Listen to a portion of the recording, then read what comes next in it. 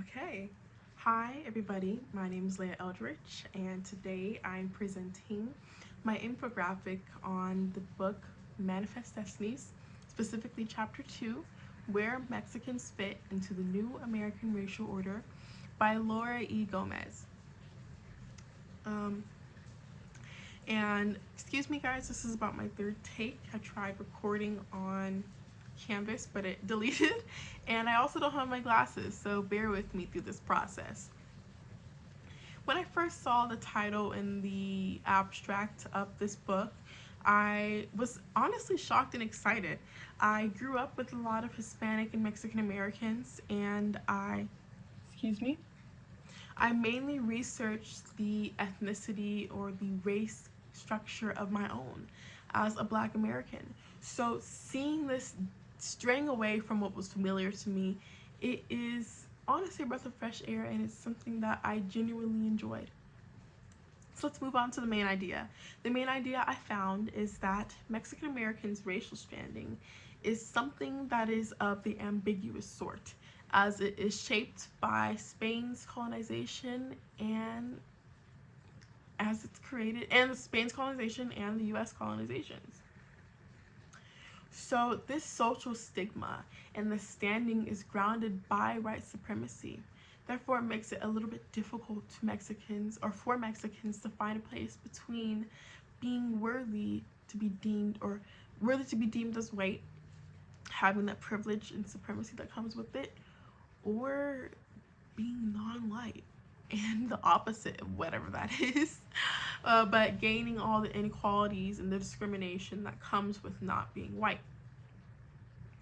So the supporting points or ideas that I found that contributed to the main idea is double colonization. A lot of these supporting points I'll delve more into later, but double colonization has contributed to the establishment of racial hierarchies. So I found that idea in pages 48 through 52. Second point that I found is that the integration of different racial groups like African Americans and Native Americans, or excuse me, indigenous people, Spaniards, etc., has contributed to the phenotype of Mexican Americans. So if you'd walk out the hall, walk in the street, you see that people of the Mexican race, it's not a monolith. It is people that have more European features, and some Mexican Americans even look like me. So you never truly know what the standard is when it comes to phenotypes or attributes. Next point, and I found that on page 52 to 56. The next point that I found on pages 62 to 66 is that these racial narratives, become disrupted by New Mexico's statehood debates and the worthiness that is seen by people that looked like they are descendants of Spaniards. That becomes a big role in the New Mexico statehood debates. The last point that I found that supported my main idea is that the effects of these factors are still lasting in not only in Mexican American culture today, but life today, other cultures. And I found that on pages 54 and 58. So the first key term that I found is double colonization. I probably said this about 10 times already, but it's time for you to know. So if I searched up that term on Google, it pertains to women. I don't directly know why, but the author takes double colonization to a different term in this context. It's defined as colonization of not only Spain, but the United States. And it applies how Mexicans and the indigenous people had to navigate two different social regimes post-colonization. So I found that on page 48. The next term that I found, and I'm going to butcher it, so please excuse me, but is regimen de castas, and is known as the caste system or the cost system. I can't necessarily pronounce it, but I hope I am. And this is defined as a social hierarchy that attributes to the value of race, ancestral background, or their phenotype. So it is rooted in white supremacy. And the way that the system works is that if you appear more white, if you have the theory of more right, you become higher on the hierarchy scale in social events. So typically people who appear like they have more of the Spaniard genes, they are typically at the top, and everybody else is lower at the bottom. So the next term that I found is racial ambiguity. So I've probably said that term about 10 million times, but I want to define it a little bit more. This is defined as a limbo of sorts when it comes to fitting in racially. So, like what was described in the previous term, the caste system, where there is a scale of hierarchy when it comes to race and worthiness and being deemed fit in society. Mexican Americans, they kind of teeter on that scale. It's kind of hard to fit because they are so ambiguous. So ambiguity in culture that's coming from US Spaniards or indigenous people, the ambiguity in looks. Like I said before, you can walk down the street and see somebody with more European features or somebody that looks like me. This ambiguity begins to rank differently on the caste system or the scale of racial hierarchy. So the last term pertains to the New York statehood debates, New Mexico statehood debates. Sorry, I've been watching Hamilton, but this pertains to the dominant progressive views that were prominent throughout these debates. So the dominant view was that Mexicans were deemed unfit, and they were racially inferior because most of them were attributed to indigenous features or African features. On contrast, there are progressive views, and this was where Mexicans were deemed fit, were deemed superior because of their Spaniard ancestry. And I got the term double colonization from page 48, the caste system from page 50, racial ambiguity from pages 52 through 54, and the dominant and progressive views from pages 62 to 66. So what does this mean? We bring it to a broader term. So I found two of our course readings to kind of exemplify what we already understand. I found I don't have my glasses, I wrote it really tiny, but I used the 2005 book, White Racial and Ethnic Identity in the United States by McDermott and Sampson. Again, butchering that name, please bear with me.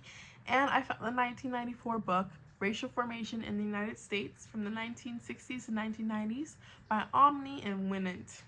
Excuse me, but yeah.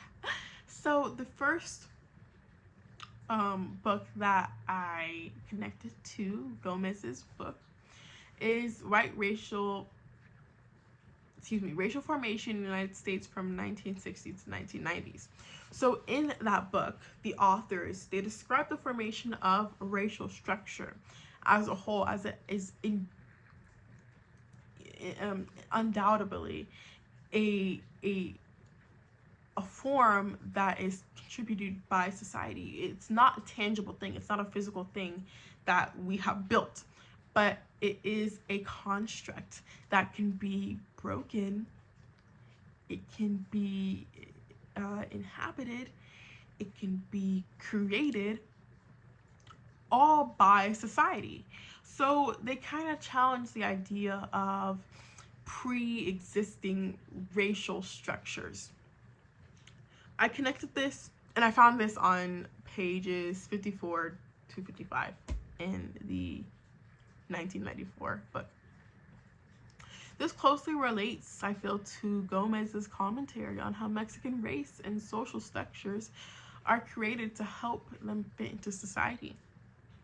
I found that it not only related, but it also challenges that idea of social structure as it evaluates our own idea of structures and how we have such, they use this directly, reductionist or a simplistic idea of what an identity, a racial identity should be. So I feel like that strongly affects a lot of Gomez's claims, and I'll delve into that a little bit later. The next book that I found is McDermott and Sampson.